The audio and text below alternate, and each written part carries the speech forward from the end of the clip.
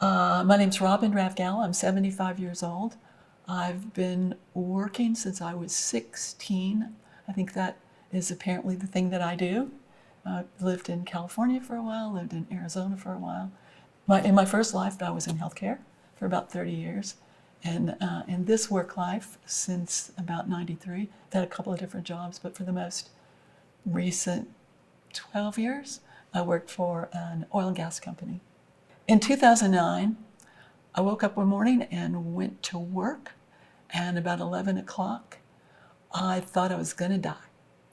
There was a pain that was so incredibly severe that I could barely stand up. I got somebody to take me to my primary care physician's office. I fully expected that they were going to throw me in the hospital, and I probably would just die then. I'd never experienced anything like that.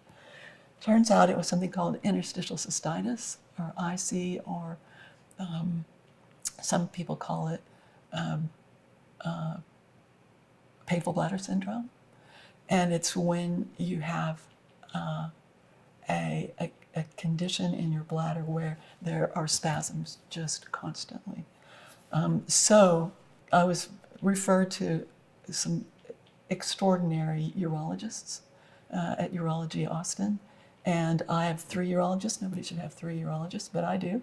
And they've all been just terrific to me to kind of guide me through the process of living with this disease. Your diet is incredibly strict. You can't take pain medication because pain medication doesn't really help interstitial cystitis. I had the refractory kind, which means customary and usual drugs and therapies and those sorts of things just don't work. Plan A was a drug called Elmeron. The Elmeron was helpful, but I would have flares every once in a while, back to the urologist, try something new, try something different. I'd had 2 different neurostimulators, neither one of them worked. In 2019, we got the information from a study that was done out of Emory in their ophthalmology department that Elmeron, which I'd been on now for a decade, caused eye damage long term. So off to the retina specialist I go, and sure enough, I have something called pigmentary maculopathy in both eyes, and left to spread. Continuing with the Elmeron would spread it. I would eventually be blind. And so we needed more plans. Plan A wasn't working anymore. The things that I had tried over the years, didn't measure up. And I finally asked if there was some pain management opportunity person, doctor, group, or whatever that they could refer me to, and they did. So that's how I ended up at Pain Specialists of America. My doctor, who was recommended by the 3 urologists that I was so appreciative of, was generic Gutierrez. And so that was my start with the work that had to be done to get me off of Elmeron and on the way to something that could keep me from going blind. So 443 days ago, I counted that last night, I had the permanent implant for the Abbott DRG neurostimulator, and it's been really extraordinary ever since. I see family more, I see friends more.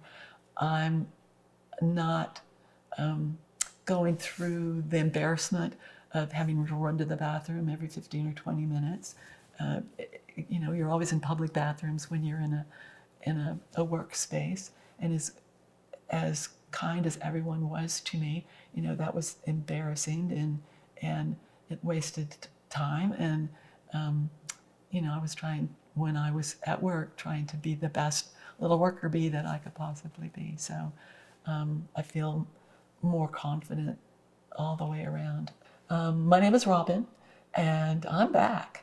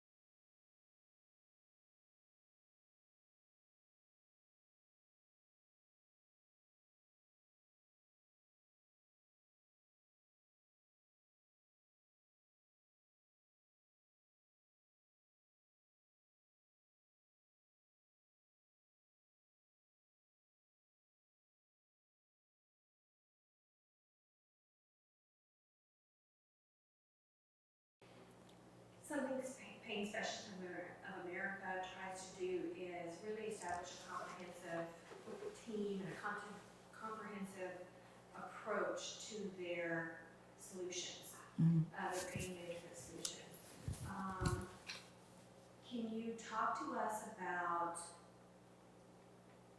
did you experience a team approach during your visits? You know, because usually there's a doctor and then there's what they call an advanced practitioner. Sometimes there's a nurse. I want you to, if you can and if you have that experience, was there more than just Dr. Gutierrez taking care of you? The team that took care of me was Dr. Gutierrez, and then the Abbott representative. He went above and beyond as well, and he worked so closely with Dr. Gutierrez that I really felt like they were my people because I needed both. And the Abbott rep, he's the one that took the text at 10 o'clock at night when I was worried about why am I having this crazy pain in my leg, because that's not where I'm supposed to be having sensitivity. And he would explain, and we would make some adjustments to what the voltage was, I guess, or the power of, for most DRG patients, I understand the rep sees them once or twice post-op, and then they're good to go. For Dr. Gutierrez and the Abbott rep, I was there twice a week for a while, and then on the phone or on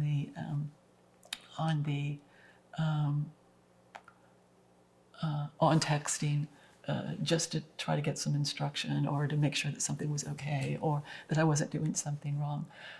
I felt like the office was great as well in terms of making appointments for me, finding a spot for me to wedge in when I need to, letting me go out to the Round Rock office if I needed to see Dr. Gutierrez out there. Nurses, I think the nurse practitioner that works with Dr. Gutierrez, she would call me back if he wasn't available and would take messages back and forth and make sure that I was informed or that I had information quickly. I just thought that everybody did what they could. And I saw that happening with the other patients that were there too. When you sit in a waiting room full of people that are in pain, that had a miserable time just getting up the elevator, just getting in and out of a car, just getting up to check in at the check-in desk, it's a humbling experience, whatever it is that you're experiencing and whatever your complaints are. You see 10 people in front of you that you know have worse issues going on, and I saw them greeted by first name. I saw people paying attention to how much time they had to stand to check in. I saw people confirming that, I'll help you with this. Why don't you go and sit down, and, I'll just bring this to you. So it was the front desk. It was the nurse practitioner, who I actually did see her a couple of times, just to check in or to get some information or to figure out if I was doing something correctly when Dr. Gutierrez and the tech from, the rep from Abbott wasn't there. So,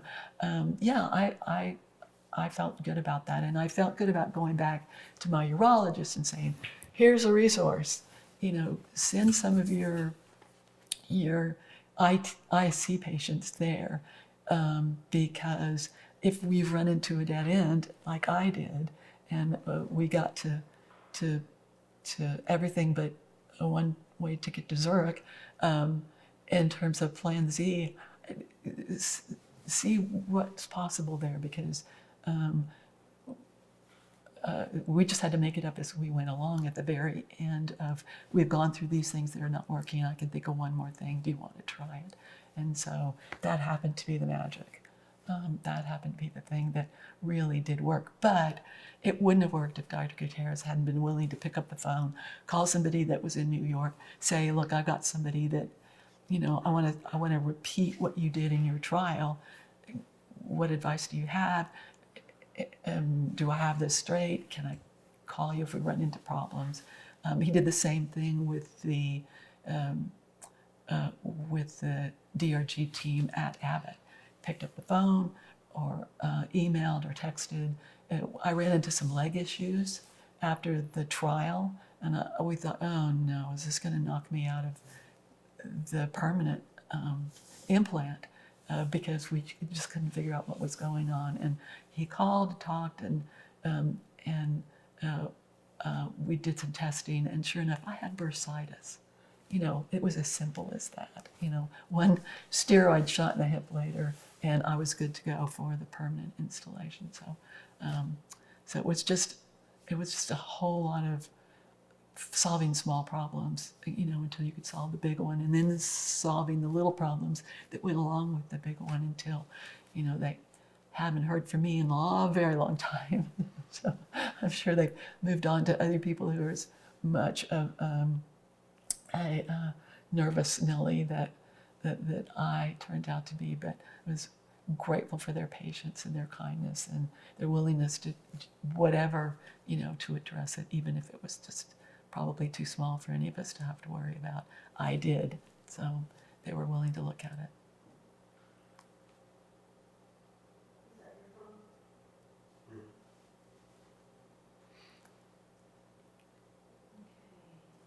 You're doing really good, by the way. Oh, thank you. I'm old, I lose words. Huh? I lose words. And I did read that the older you get, the less, it's less easy to process new things. And so it seems like things drop out of my brain in order to make room for new things. It's like running out of RAM. And it's just that you don't know what's dropped out, and you are in the middle of a sentence and you're looking for it, and it's not there. So you have to stretch a little bit or find a synonym, just as an aside. But that's the getting older issue. That's not the interstitial cystitis issue. What would you say to other people who may be going through the same thing, and not necessarily your diagnosis, but any kind of pain condition, and they're trying to make the first step in being brave and making a phone call and finding help? What would you say to other people who may be going through a similar thing? I would say two things. Do some research. It's amazing what you can find on Google, or if you just put the condition that you're experiencing in, and that way you feel more mastery of what you're talking about for when you call and say, I need to make an appointment and I would be a new patient and I think I have something that this doctor could help me with, or maybe you could tell me which doctor. And sometimes people have to do that. They don't know who to ask for. There's a plethora of physicians in large groups, and they're all talented, but they don't know who's the one that's going to pay attention to what I have, because everybody's got a bit of a specialty. And when you look at something as big as Pain Specialists in America, there are a lot of doctors and there's a lot of pain, and you don't really know what to ask or how to ask for it. So I'd say be brave. If they're nice to you on the phone, when you call and say, I'm a new patient and I think to see a doctor, what do I need in order to do that, and who would you recommend?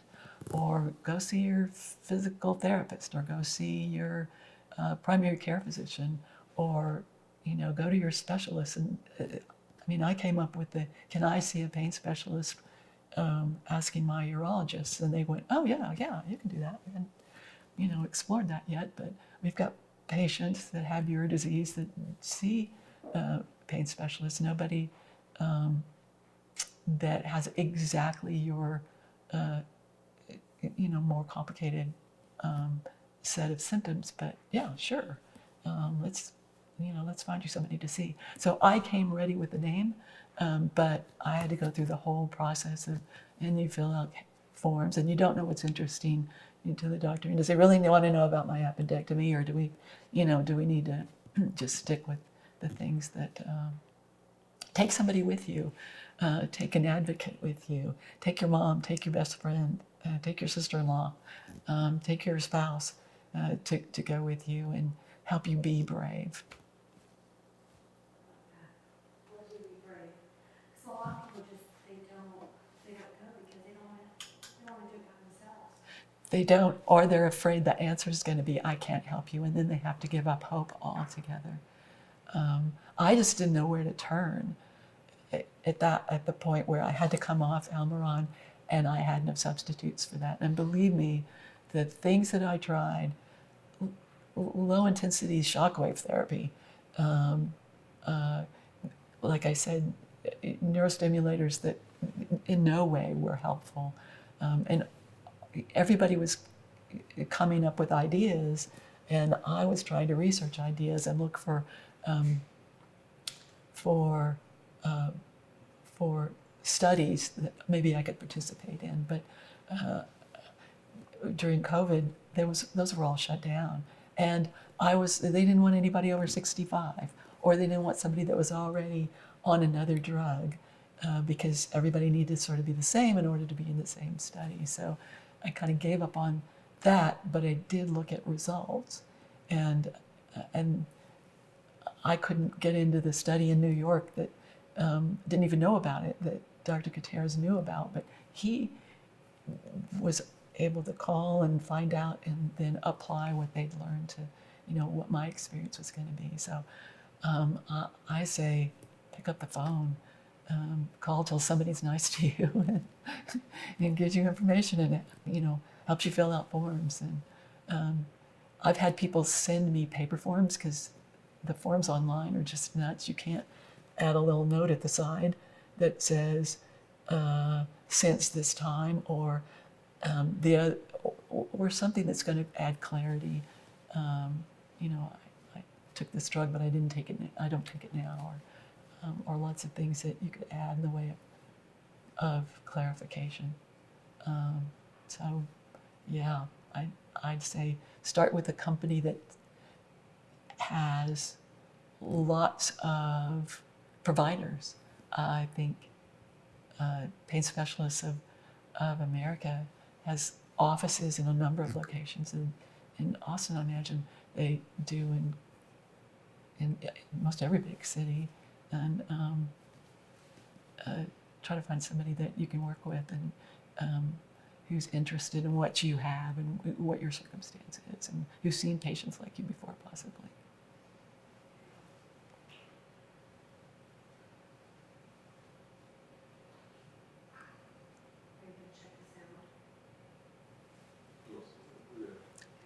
Do I fade out? Sometimes. I get to the end of a sentence and I mumble. Let's see. See, before we started the cameras, you talked a little bit about some of the activities that you used to do that you couldn't do because. Did we get into that? Did we get that on camera? We're gonna talk about that again real quick. You talked about not being able to travel or go out and visit with friends. Yeah, I think we talked about that. We did a little bit. But we may want to get a repeat just in case. Yeah, I want to get it. Because I don't remember if you were making noises. Or possibly I was ringing. Yeah. But yeah, you can elaborate a little bit on that, just the idea that there were things that you used to do once this condition manifested itself, then you weren't able to do, but now that you've found treatment, again, our campaign is I'm back. Yes. And so anything that can kind of reinforce that idea that now, not necessarily cured, but that you found a pain management program that's allowed you to get back to the things that you really like to do. Yes. Okay.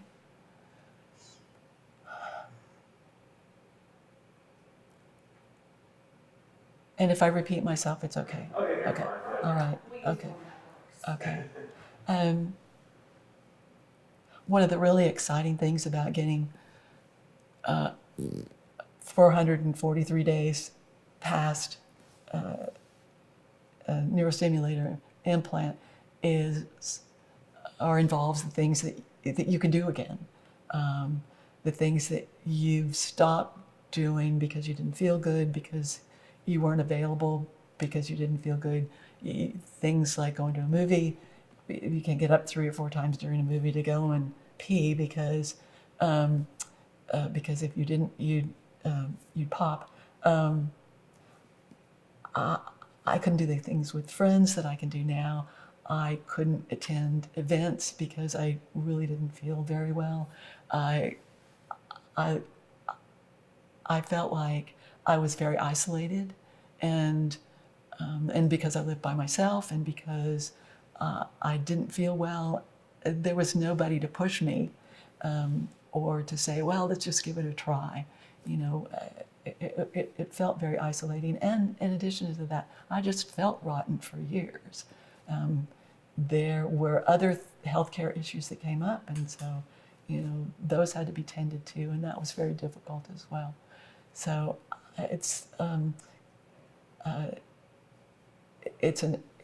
old cliche about a different lease on your life, but it's true. Once you feel better, you feel more confident about getting out and doing things, and doing things with friends, and going to movies, and parties and events that are open to you, and walking around Town Lake, getting exercise on a bike, doing things that you couldn't get that far away from a bathroom. You couldn't get that far away from what if I have an emergency? What if, you know, this flares up and doesn't flare down again anytime soon? You know, food becomes an issue. And then you're boring because friends ask you if you want to go do something, and you say, sure, I'm happy to do that. Let's go eat. But I get there and I can't eat anything on the menu. So they feel bad because they brought me to some place where I can't participate. And I'm fine with that. I don't need to eat. I just wanted the company or the opportunity to, you know, to be with friends or family or whatever. So don't mind me. But it does bother them. And it does, even when you get to the place where you can find something on the menu, it's a big plus because you can go and do and be with people that you enjoy. Just going to lunch with people at work, which I couldn't do before, I can do now. They would ask me, and then they quit asking me because I would always say, no, I'm sorry, I probably can't eat there. You know, my first question was, where are you going? And now it's sure. You know, I know that any place that they want to go, I'll be able to wedge something in that you know, isn't a problem. So, you know, that's just a little thing, a small treat, a small activity that everybody else kind of takes for granted. You know, it's noon, let's go and eat. That I couldn't do literally for years. So that's part of, I think that's really part of the thing about getting guts up to go find some help. You know, when you think about the things that you enjoy, usually they're small. You know, the things that every day you notice, not going on a big trip or a big vacation or anything like that. It's can I have a bite of that? Can I go to a party without excusing myself, you know, 15 times? Can I get through an entire movie, you know, without, you know, getting up and down, up and down, and up and down? Can I play with the neighbor's child for a little while? You know, it's just small things where you're not always talking about how crappy you feel. That was another thing that was a really big issue for me. I try to put on a happy face as much as possible. You know that people care about you and that they want to know that you're okay. But they really, after a while, it's just an organ recital. There's this, there's that, there's, the other thing in terms of symptoms. There are the things that you can't do, the things that you're worried about. And that becomes your conversation instead of the things that you're doing, the things that are fun, the things that you want to share in your life. And you want to spend that time, hearing about those things from them. So it's healthcare fatigue that gets to be an issue. People want to know that you're okay, but they really, after a while, it's a social issue. You want to be able to go past that. Doing better, really happy about the doctor that I see, really happy about the treatment that I received. Is this your next person? I'm not in the right place, am I? No, I'm looking for the pain doctor. I guess there's another one in this complex?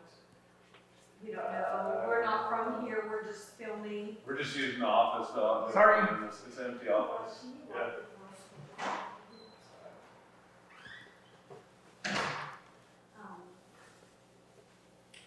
Hopefully. That was really good what you said. Like, there were a lot of nuggets there. Oh, yeah. Like, Oh, yeah. there's a million little small things that you don't think about. It's not the big trip, and it's not. Mhm. So I love that. Okay, so one of the questions I like to ask is, what's next for you? What's the next? You're not taking that one-way ticket to Zurich anymore. Nope. So, like, what's next for you? What's next for me? I work for a company that was a startup, and we had a dozen really great years. The business plan has changed. That model is over, and so they're looking for what's next for their startup. And so I'm very excited about that because I'm one of 4 people that are involved with what could be the next thing for us. We work well together. I really enjoyed my time with them, with this prior company. I'm looking forward to the fact that it's going to be new and we're all kind of in it together. So I'm hoping that we find something that makes sense for us. These are young guys that have a lot of years to work still, and I'd like to be there for as long as I can. I'm not a get retired kind of person. I don't play golf. I'm not good at sports. I talk to everybody I know that's retired, and I ask them what they do and how they spend their time. And none of those things sound really very interesting to me. I don't want to play cards. I don't want to do crossword puzzles. I don't watch daytime TV. I am not good at any sport. And so what I'd really like to do is to continue to work as long as I can, because I get a lot of satisfaction from the kind of work that I do and the kind of help that I can be for this small group. And so I'm really hoping that cranks up. If it doesn't, then I'm not sure what is next, but I know that I can figure it out without having to factor in feeling miserable all the time and not being in any kind of situation where I can be social, and not having to worry about being a burden to other people who have seen me through this, and they're as ready for me to be well as I am ready to be well. They've gone above and beyond. So, What do you do? Well, it doesn't sound really cool, but I tell people I do anything that's not immoral, illegal, or fattening. I was considered the office manager, but I handled benefits, insurance, anything that related to facilities or maintenance. I was the HR person. We moved a couple of times, so I was the point person for remodeling, and furniture in, furniture out. When we left our last location, we'd been in 23,000 square feet. We went to 4,500 square feet. So I had to find a place for 23,000 square feet minus 4,500 square feet worth of furniture and equipment and those kinds of things. And so that was actually fun. We gave away things to schools and to Habitat and to any type of nonprofit group that could use bulletin boards or side chairs or extra desks or bookcases or file cabinets or whatever. So I spent almost, I don't know, 8 months, I guess. Once I got everybody out and moved into the new place that we'd planned and moved things to, then I had to, within the time frame of a remaining lease, I had to get rid of everything that was in there, down to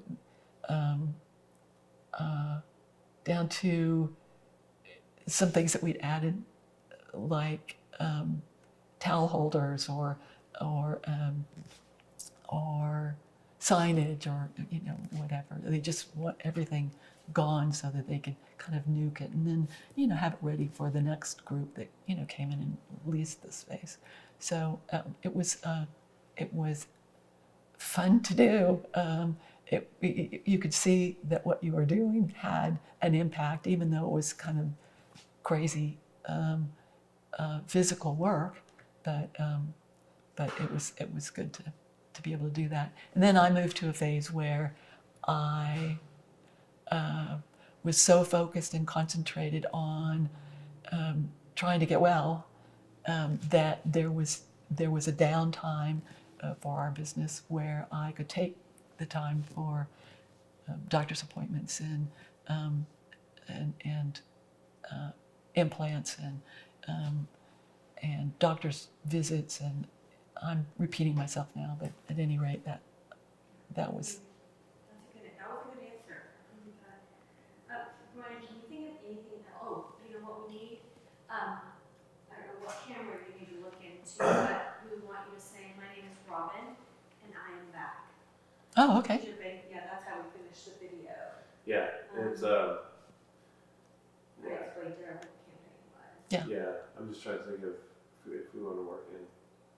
Yeah, no, that's it. Your name and I'm back. I'm back. Okay. Into You're gonna this make me camera cry. here. Huh? You're gonna make me cry. You make me cry. And I love your story. Like, I love that you're 74, right? 75. 75. Yep. And see, now I'm getting all teary-eyed. Hold on. Yes. Let's just wait a minute here. Yeah, that's right. Everybody just We need an calm excitement. down. We need excitement.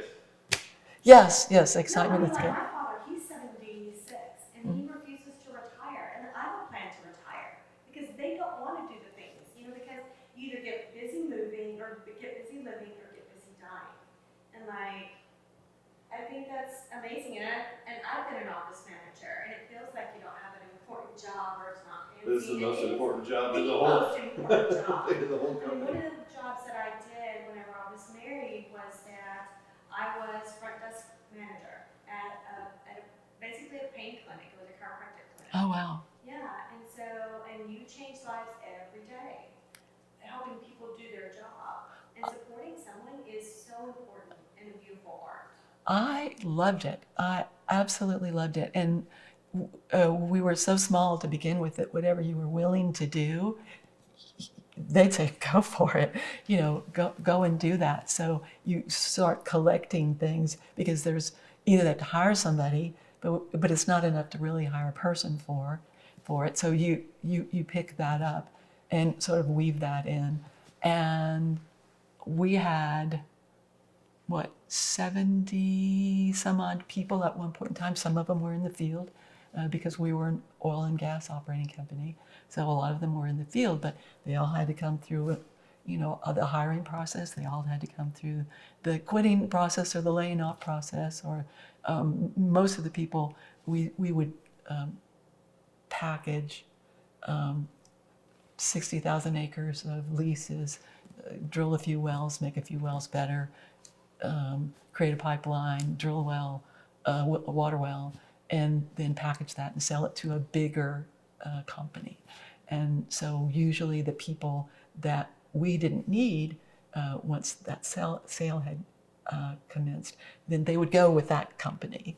So we had onboarding and we had offboarding, and we had benefits that we had to manage, and we had payroll, we had all kinds of things. And so I enjoyed it because it was really different. And I put 10,000 steps on myself on a daily basis, and we were up 4 flights. So I had 4 flights of stairs to go up and down 3 or 4 times a day. So I think the distraction of that really was significant for me. As crappy as you feel, you want to be there for other people. It kind of takes you out of your head. And if they don't mind you're excusing yourself to go pee in the middle of a sentence every once in a while, then you can make it work. And I felt like the physical activity of all of it was as important as the paperwork, just because it just kept my mind away from how crappy I was feeling, or what I couldn't do that day. Because what I could do, was a lot, and I liked it. So. And is this camera I'm supposed to look into? Yep. Okay.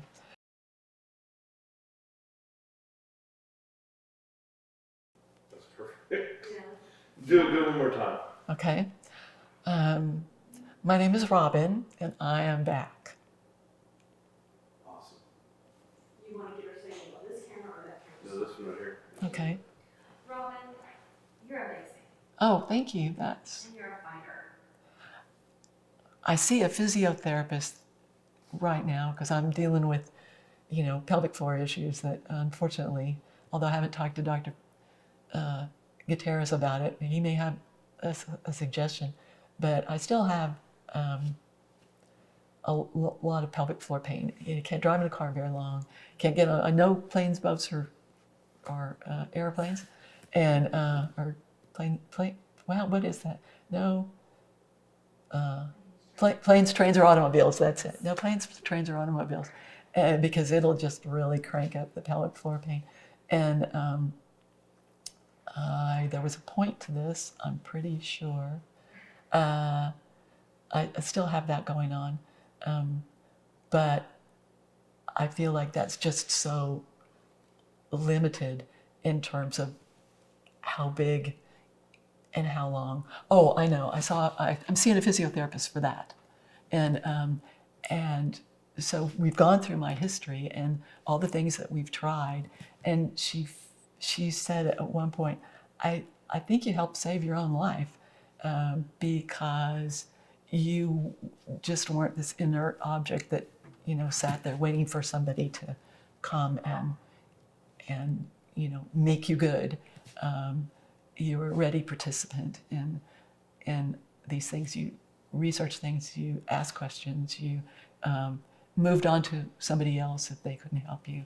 And I think that's probably another thing that is really important for people that are trying to make their way through a really critical illness, and that's their own participation. Sometimes you can help save your own life, save your own health, get better, and just the progress you can make with that, makes you feel better. So. That's perfect. I do believe that we have our own prescription, to getting us feel better. And sometimes we do need to reach out to pain doctors or whatever, but we have to trust our own self, our own instinct, instead of just accepting, laying back and saying, I have this diagnosis, I'm just always going to be in pain. But no, you have your own prescription and you kept going. Even when your own prescription turned out to be hurting you, you found a new one. And it returned a new lease on life. And I applaud you for that. Well, thank you. It was desperation. It's desperate. It doesn't matter what you call It was desperation. It really and truly was. It's the want to live, honestly. It's not desperation. Because you could have taken Bristol. Could have, yes. That could have been the easiest thing to do. Yeah. So it's not And the cheapest, as it turns out. Yeah, Yeah. it's worth it. Yeah. do not give up. And it's the will to live. I guess, or just being so stubborn, just so very, very stubborn, and bossy. I'm really bossy. Yeah. Well, at least you know it. Yeah, right? I do, At least and it's not like some. And- What are you talking about? oh no, Get back to work. yes, yes. My boss introduces me as so this is the boss here. So, well, if I hope you can piece that together for Oh, some. we got That is that'll going be- to that'll tell be- a beautiful story. We have Yeah. 56 minutes. Oh my God. worth of Yep. Yeah. Interview questions. Excellent. Well, nobody's been 56 minutes worth of interested in me in a long, long, long time. So thank you for, Thank you for so your much. patience. Thank you Yes, so much. I hope it works okay. Would you tell Kim that Yes, that I we will- did I will text her. that we did good? Yes. Don't forget my watch. I will. walk off. Take care.